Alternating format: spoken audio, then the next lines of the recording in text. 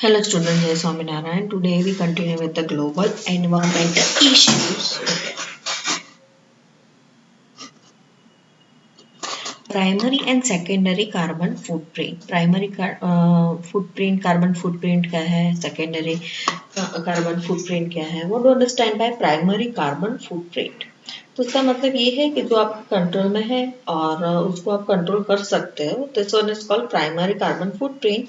Secondary carbon footprint क्या है और सेकेंडरी फुटप्रिंट क्या है, तो उस पर आपका कोई कंट्रोल नहीं है, this one is called secondary footprint.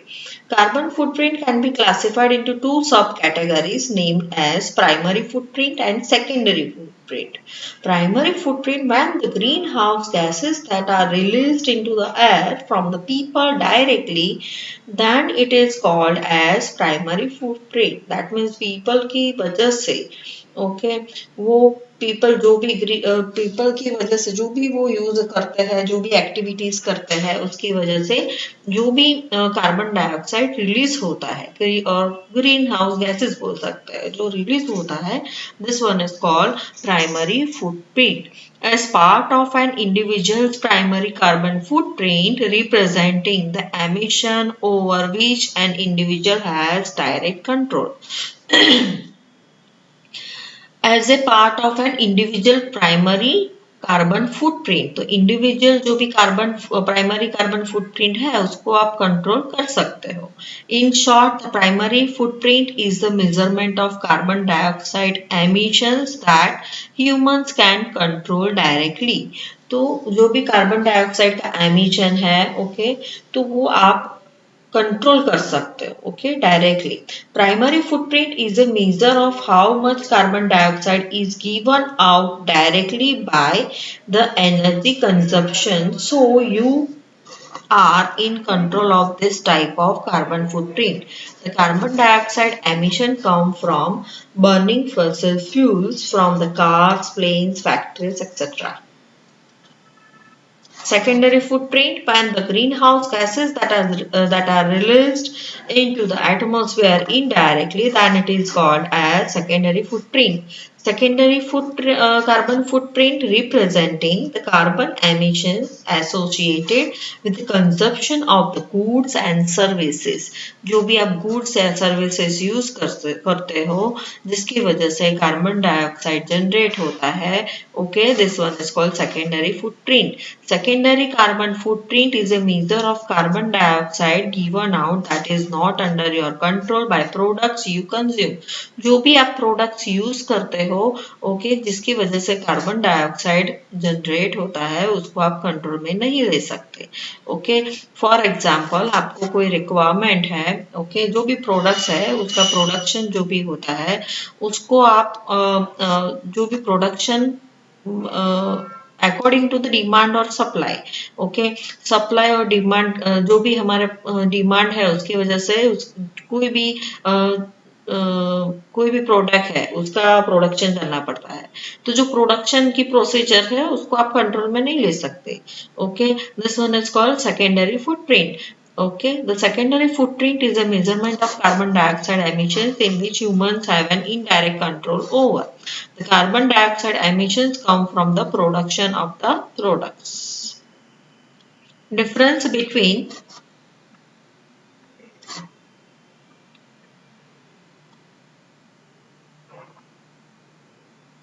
Primary footprint and secondary footprint. तो प्राइमरी फुटप्रिंट और सेकेंडरी फुटप्रिंट का डिफरेंस क्या है? तो when the green house gases that are released into the air from the people directly, then it is called as a primary footprint. Then when the greenhouse gases that are released into the atmosphere indirectly, then it is called as secondary footprint. Primary footprint is a measure of how much carbon dioxide is given out directly by energy consumption, so you are in control of this type of carbon footprint. Secondary carbon footprint is a measure of carbon dioxide given out that is not your control by the products you consume. The carbon dioxide emissions come from the burning fossil fuels, from the cars, planes, factories, etc. That means आप उसका use कम करो, उसका जो भी proportion है वो कम use करो fuel का, तो कार्बन डाइऑक्साइड घटेगा। बट जो भी हम प्रोडक्ट्स यूज करते हैं जिसके प्रोडक्शन की वजह से कार्बन डाइऑक्साइड जनरेट होता है, उसको आप कंट्रोल में नहीं कर सकते। This one is called secondary footprint. The carbon dioxide emissions come from the production of the products.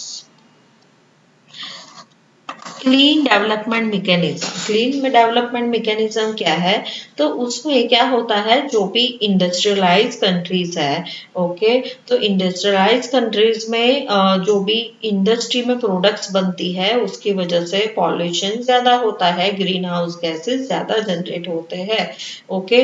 और दूसरा जो भी डेवलपिंग कंट्रीज है उसमें वहां पे इकोनॉमिक या जो भी इंडस्ट्री है वो डेवलप करना होता है, वहां पे इंडस्ट्रीज डेवलप नहीं होती है, तो उसको डेवलप करने के लिए ये जो भी इंडस्ट्रियलाइज कंट्री है वो पे करती है। फॉर एग्जांपल वो CO2 जो भी है, ओके, जो भी इंडस्ट्रियलाइज कंट्री है जिसमें ग्रीन हाउस गैसेस का जनरेशन ज्यादा होता है, तो वो क्या करती है, तो वो जो भी डेवलपिंग कंट्रीज है जहाँ पे कुछ डेवलप नहीं है अभी, प्रोसेस में है, डेवलपिंग प्रोसेस में है, तो उसको डेवलप करने के लिए जो भी ये इंडस्ट्रियलाइज कंट्री है तो वो क्या करती है, पे करती है, ओके, जिसकी वजह से वो डेवलपिंग कंट्री है वो डेवलप हो सके, ओके। और वहां पे जो भी सोलर एनर्जी वहां पे ऐसा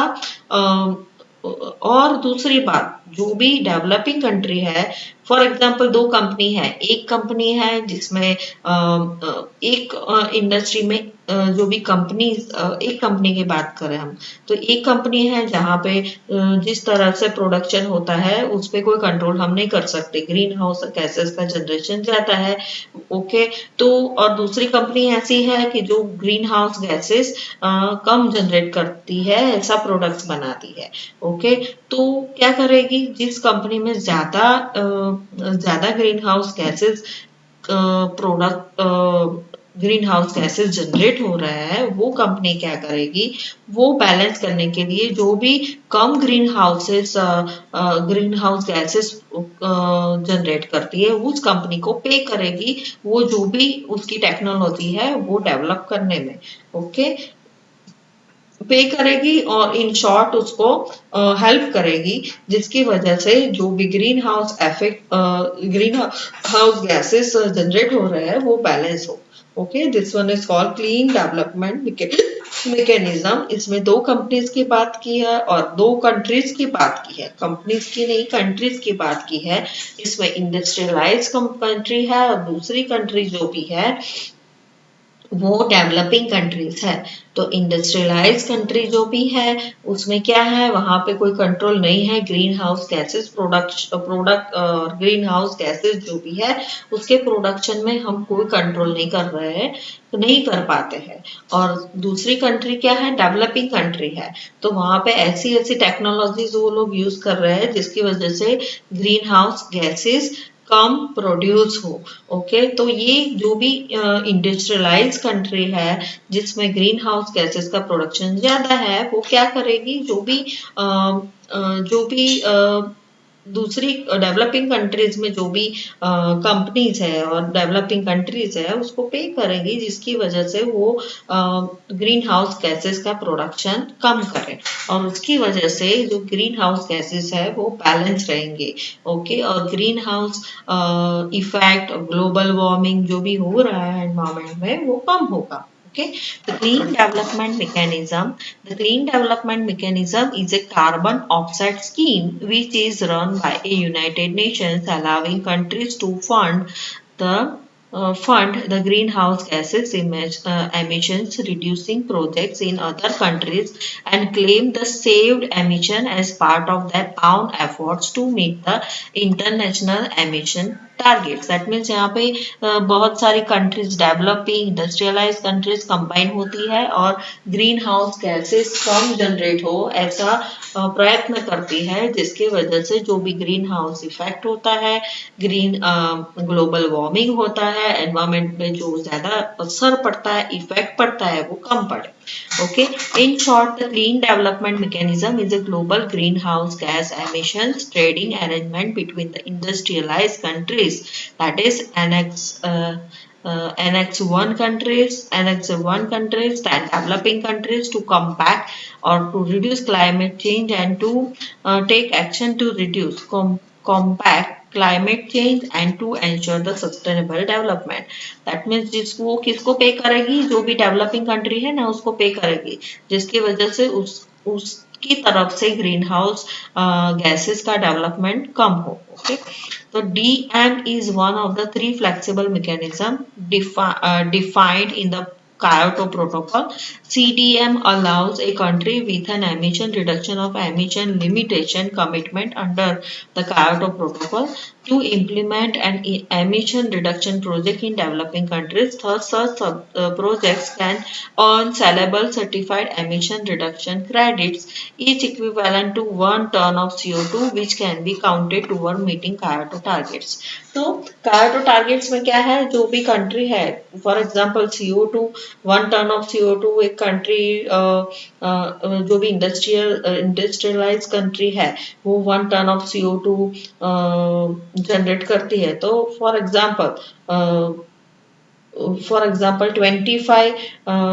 25 टन उसने CO2 जनरेट किया. ओके, और दूसरी जो भी कंपनी है वो कितना जनरेट करती है CO2, फॉर एग्जांपल 10 टन किया, बराबर 10 टन ऑफ CO2 जनरेट किया, तो 25 माइनस 10 दैट मीन्स 15 टन. तो 50 टन का जो भी उसको उसमें एक अमाउंट फिक्स किया होता है कि 1 टन ऑफ CO2 जो भी जनरेट हुआ उसके हिसाब से कितना दूसरी कंपनी को देना है.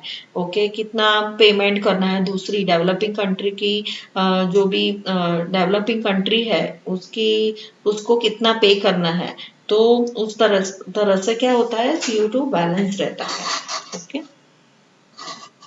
Objectives of CDM. There are mainly two objectives in Article 12 of Protocol to assist non-Annex 1 countries, mainly developing nations, to achieve sustainable development and reduce their carbon footprint. To assist the Annex 1 countries, mainly industrialized nation, in achieving compliances with their emission reduction commitments. Okay, greenhouse gases emissions. Then any proposed CDM project have to use an approved baseline and monitoring methodology, can be validated, approved or registered. Okay, following methodology are approved methodologies which are all coded. Approved methodology, approved consolidated methodology, approved methodology for small scale projects, afforestation, reforestation, approved methodologies. Benefits of CDM and disadvantages of CDM. तो benefits क्या है CDM, that is called clean development mechanism. Global reduction of green house gases, lesser जो भी green house gases है उसका reduction होता है, वो प्रोड्यूस कम होता है. Lesser cost of climate change mitigation. Okay, तो the next additional benefit through the reduction of other pollutants besides GHGs.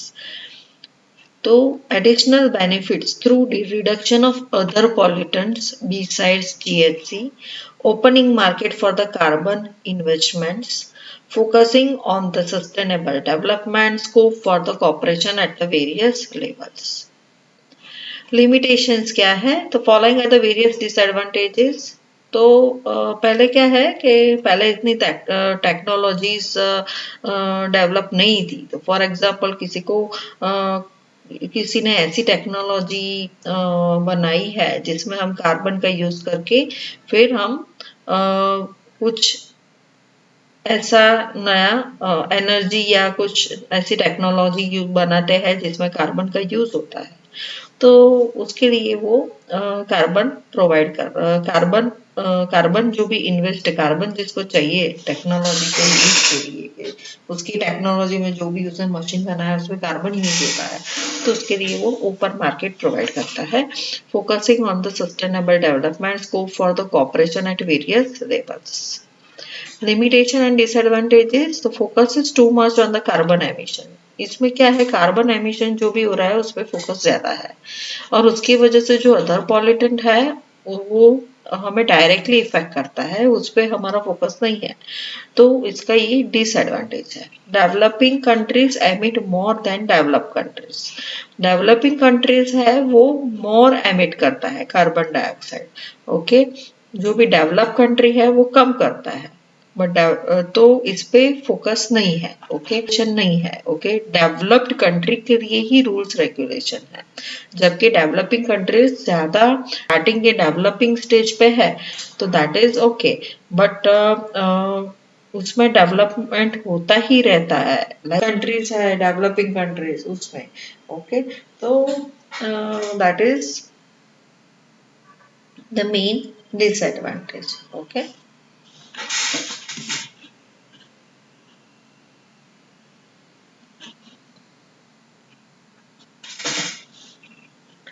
International steps for mitigating the global change। Developing countries जो भी है उसमें एमिशन ज्यादा होता है, डेवलप कंट्रीज से ज्यादा होता है, तो उसके लिए कोई रूल्स रेगुलेशन नहीं है, तो that is the limitation of CDM। Some of the international steps for mitigating the global change are discussed below। तो इंटरनेशनल स्टेप्स क्या है, जो भी ग्लोबल चेंज हो रहा है जिसकी वजह से हम ग्लोबल चेंज की वजह से जो हमें हार्मफुल है वो हमें कम करने के लिए क्या करना चाहिए, तो some of the international steps for mitigating the global change are discussed below.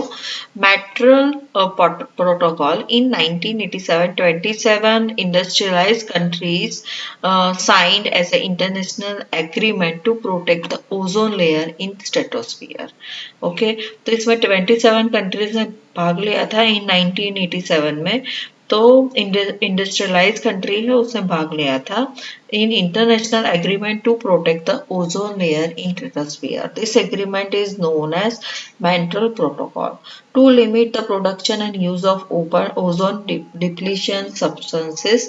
तो हमें इसमें क्या था कि आपको प्रोडक्शन और यूज ऑफ ओजोन, जो भी प्रोड्यूस करता है, जो भी सब्सटेंसेस प्रोड्यूस करता है, ओके, ओजोन प्रोड्यूस करता है, और जिसकी यूज करने से भी ओजोन प्रोड्यूस होता है, प्रोडक्शन की वजह से भी ओजोन प्रोड्यूस होता है, यूज जो भी हम सब्सटेंसेस करते हैं उसकी वजह से भी ओजोन जो प्रोड्यूस होता है उसका हमें यूज करना चाहिए। The participating countries agreed to freeze the production of CFC at 1986 levels and to reduce the production by 50%। तो participating countries इससे एग्री हुई थी और उसने क्या किया था, freeze the production of CFC।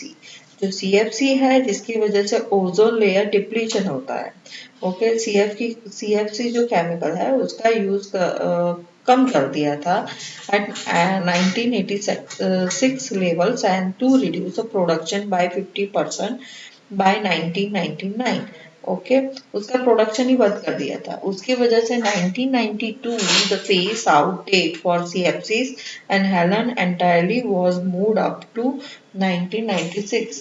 उसकी वजह से जो ओजोन लेयर डिप्लीशन होता था वो कम हो गया था, हेलन जो भी है Helon entirely was moved up to 1996, helping the developing countries to implement the use of alternatives to CFC। तो developing countries helping the developing countries, जो भी डेवलपिंग कंट्रीज है उसको CFC का कम यूज हम कर सके, ओके, उसके अलावा दूसरा कुछ कर सके, दूसरा केमिकल या CFC का अलावा दूसरा हम केमिकल या जो भी केमिकल हम यूज करें जिसकी वजह से जो भी ओजोन लेयर डिप्लीशन हो रहा है वो कम हो, तो इसमें भी डेवलपिंग कंट्रीज ने पार्ट लिया था। Then up till now, more than 175 countries have signed the Montreal Protocol। अब तक 175 कंट्रीज ने पार्ट लिया है इन साइन किया है मॉन्ट्रियल प्रोटोकॉल में। ओके।